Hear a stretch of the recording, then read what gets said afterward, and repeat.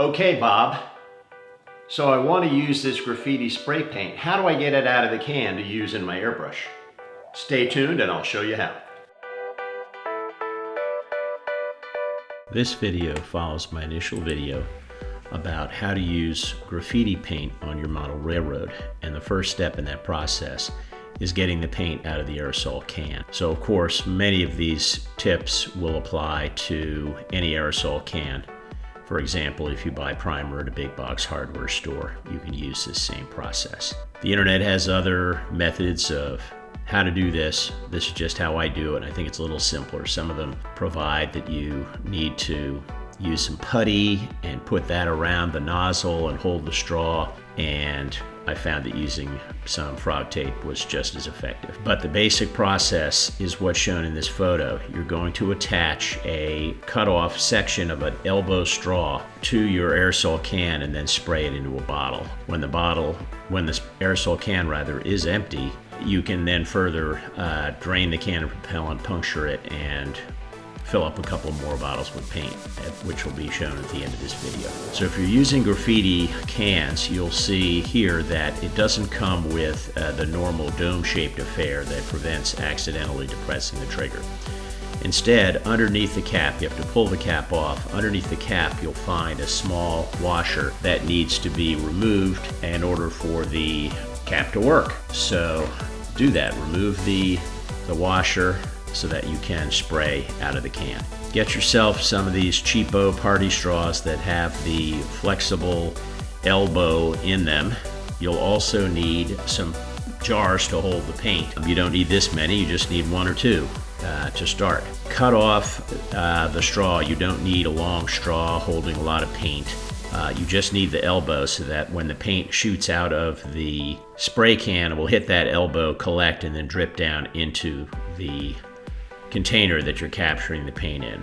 I use some frog tape. Probably regular masking tape would work okay, but frog tape is really good, so you might want to try using it. As you see here, I cut it into small strips. I then laid the strip sticky side up down and put one end of the straw against that, and then I taped it to the nozzle of my graffiti paint spray can, and then I used additional strips to wrap around where the straw touches the nozzle until you have it fully covered with tape and the nozzle is fairly well supported.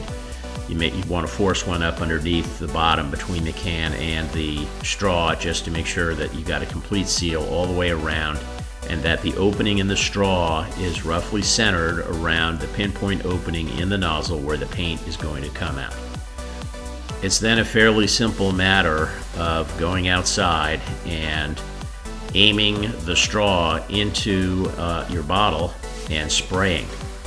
Now you're going to have to spray repeatedly because the paint is going to be gassing out and bubbling up inside the jar.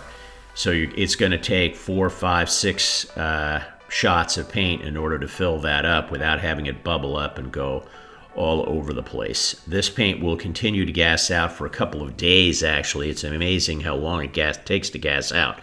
So you're going to want to set it somewhere with a lid on loosely and let it gas out before you put the lid on. If you don't do this, I guess you could get an explosion, but I can tell you from experience that if you don't allow it to gas out fully, you close the lid and later you open it, the paint is going to go all over the place. So don't do that. Now, at the end of the day, when you have sprayed everything that you can spray out of the can in the manner that we've just described using the straw, so there's no paint coming out of the can any longer, there's still paint in that can. About 2 or 3 ounces of paint could potentially still be in there, at least an ounce. And so what I do is I then invert the can and spray, and that will just release propellant out of the can. You need to do that until there's no propellant left in the can.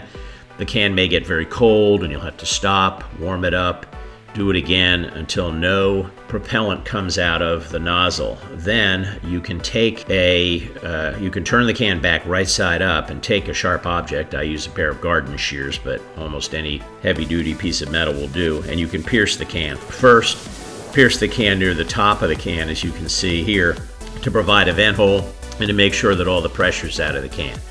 There shouldn't be any pressure left in the can, but hey, wear safety glasses and a pair of gloves. Just be careful, but I doubt you'll have any problems. If the can has already been fully discharged of paint, there's really not a whole lot left in there.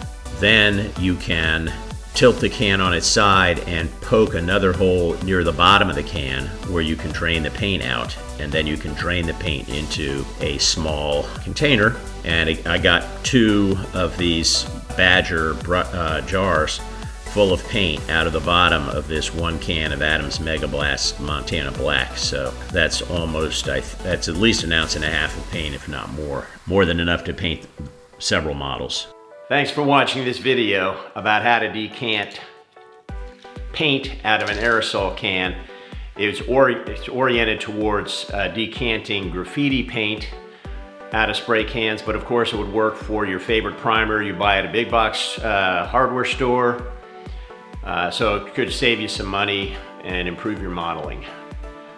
Please give me a thumbs up if you like the video, subscribe, hit the little bell icon for notifications about future videos. Until next time, Bob Johnson with PK&W Railroad. Happy modeling!